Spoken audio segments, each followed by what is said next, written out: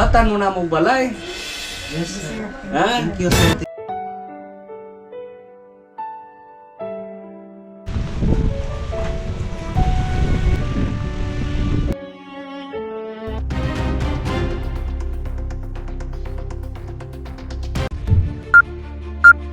Hello guys, mga katikang natin dyan, kumusta kayong lahat? Isang mapagpalang araw sa ating lahat.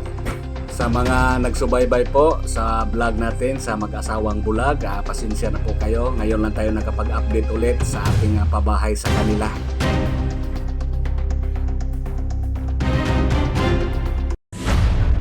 Mula noong pag-deliver sa materials, ngayon lang tayo muli nakapag-update sa inyo. Yan po ay nag-layout na po sila. Nagsimula na silang nag-asintada ng ilang patong na hollow blocks. Dalawang panday lang ang bumabanat dito. Pacquiao system to nila. Pacquiao system para hindi na kailangan bantayan pa namin. Hindi na tayo mag-asikaso pang snacks, sa kanila na lahat. Iyan po ang kadalasan nating ginagawa sa mga karpintero kapag mayroong pabahay tayo, Pacquiao system, dahil po kami ay sobrang busy, maraming inaasikaso, marami tayong mga vlogs na gagawin at paghatid ng tulong sa iba nating mga tinutulungan. Lagi naman namin silang dinadalaw dito. Yan nga, bawat pagdalaw namin may mga short video kami. Doon ko lang na i-upload sa aking FB page sa Rene OC Vlogs. Yung pabahay na sinundan nito, yung pabahay ni Bro Tata kay Ate Russell, ay iba din yung sponsor. Ngayon po ay tapos na. Sa nakaraang araw, nag-blessing na po. Doon po yun na mapanood sa YouTube channel ni Bro Tata OC Vlogs. Ngayon po, ito naman ang ating subaybayan, ang pabahay natin sa Mag-asawang Bulag hanggang matapos ito.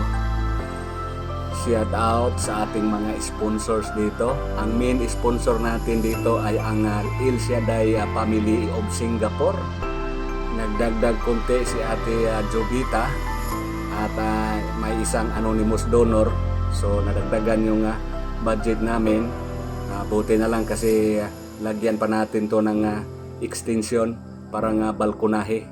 Ang estimated budget namin dito ay siguro lumagpas ito ng 70K sa materyales, karpintero.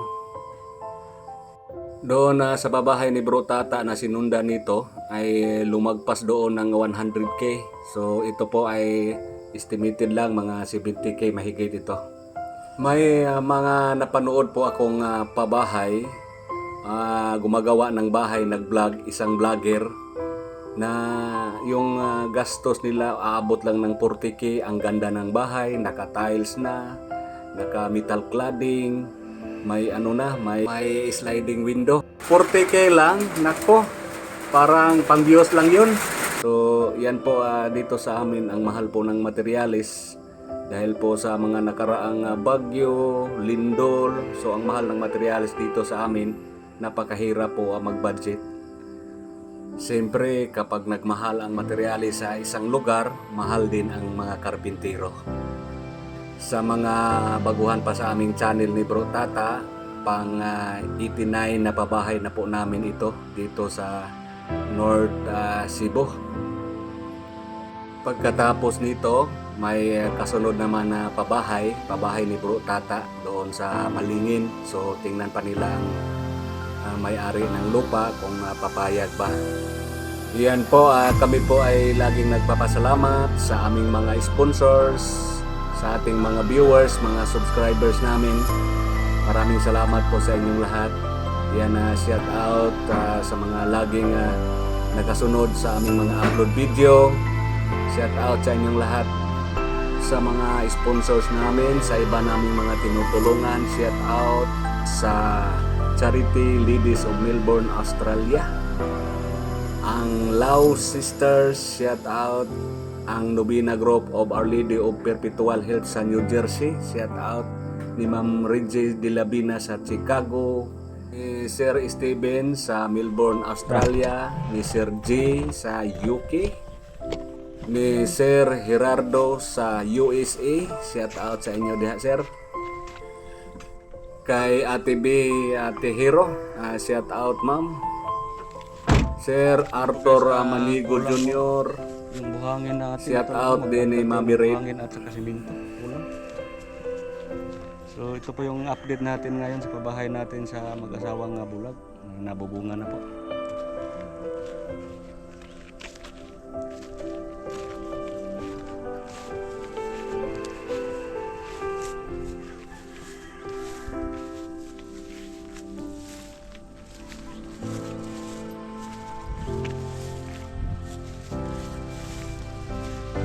So yun po ay nag-flooring na sila. Yung karpintero natin ngayon wala dito, half day lang sila dahil meron silang importanteng nilakad. Kahapon nag-flooring sila, hindi natapos, kulang yung ano natin sa minto. So yung mga poste nabubusan na at saka nabubunga na. Bukas siguro magkano po dito, horizontal. Ito po yung update natin.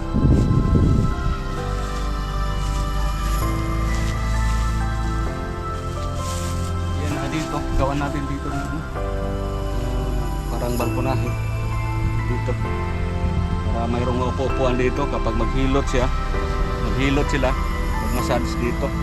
Lagyan natin ng upuan dyan, mayroon naman tayong kawayan. Yan, kawayan, bibili tayo ng kawayan dyan kay tatayan, yung tatay nila dito. Dito yung pintuan. Yan po. Naka-flooring. Hindi natapos. Dito sa gilid.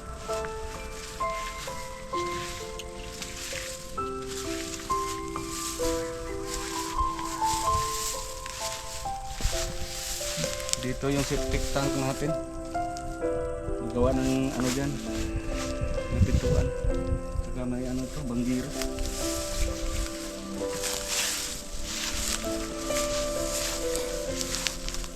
So, may banggiro tayo dito. Okay itong bahay na. Nag-pile tayo ng ano po, tatlong patong po sa ilalim. Bali, dalawang patong para hindi makapasok yung tubig.